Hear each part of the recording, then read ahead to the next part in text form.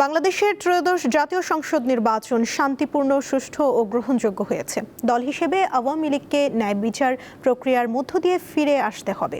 Asian Network for Free Election ANFREL এর প্রতিবেদনে এসব তথ্য উঠে এসেছে।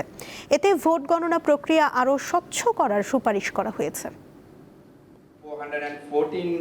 সদ্য সমাপ্ত ত্রয়োদশ জাতীয় সংসদ নির্বাচন নিয়ে রবিবার নিজেদের পর্যবেক্ষণ প্রকাশ করে আন্তর্জাতিক সংস্থা Asian Network for Free Election ANFREL. সংস্থাটির চেয়ারম্যান জানান, এবারের নির্বাচন সামগ্রিকভাবে শান্তিপূর্ণ, সুষ্ঠু ও গ্রহণযোগ্য হয়েছে। এই নির্বাচন নিয়ে মানুষের আগ্রহ ছিল, যেটা ভোট কেন্দ্রে দেখা গেছে।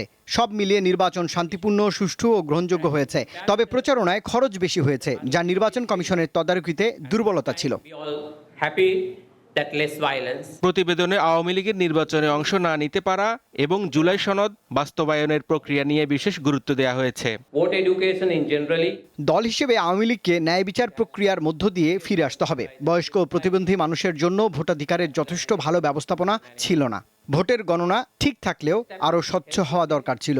জুলাই সনদ বাস্তবায়ন নতুন সরকারের দায়িত্ব।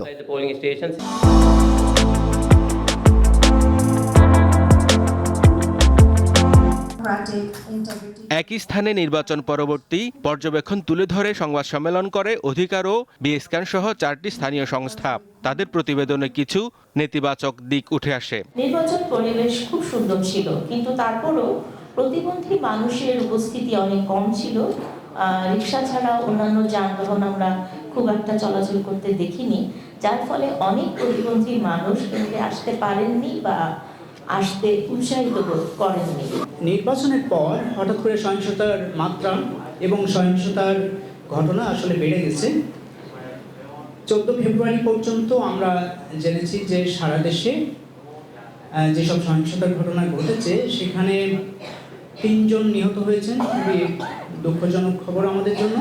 এর মধ্যে একজন শিশু আছেন এবং 100 জনের বেশি ব্যক্তি আহত হয়েছেন। তারা জানায়, মাঠ পর্যায়ের পর্যবেক্ষণে দেখা গেছে অনেক ক্ষেত্রে পর্যবেক্ষকদের কাজে বিঘ্ন ঘটানো হয়েছে, যা স্বচ্ছ নির্বাচনের অন্তরায়। স্টাডির কাজটা পুরোপুরি আসলে হেদায়েতুল্লাহ সীমান্ত, দীপ্ত সংবাদ, ঢাকা।